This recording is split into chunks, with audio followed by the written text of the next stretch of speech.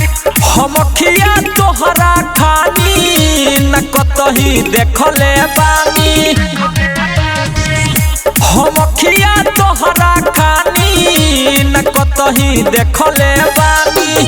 बड़ी खूबसूरत तोहके रापजी हो भेजले बानी।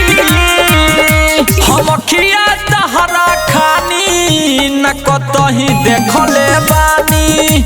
हमखिया तोहरा खानी न कतही देखले बानी।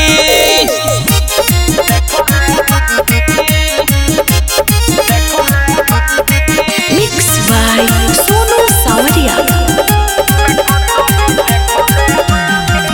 हर मन करे कि देखत रही तोहरे के हम हो। हर तोहरे के हम हो।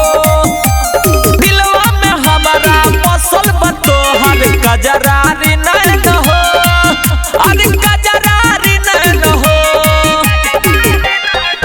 बस शुक्रिया वो भगवान के बड़ कौन बनल माटी सान के।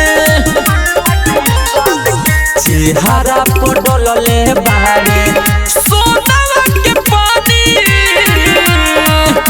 हमखिया तोहरा खानी न कतही देखले बानी। हमखिया तोहरा खानी न कतही देखले बानी।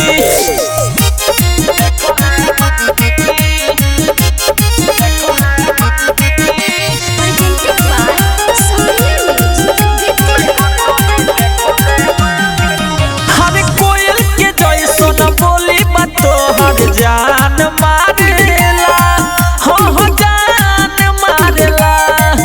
हर सच कहिले रूपवा तोहर परी लागेला। हो परी लागेला। धोनी धोने जे भइल बा पागल हो। सोनू सावरिया रात भर जागल हो। राइटर चंदन ठाकुर के बाबे परेशानी। हमखिया तोहरा खानी न कतही देखले बानी। हमखिया तोहरा खानी न कतही देखले बानी। अरे का लगावेलू हो।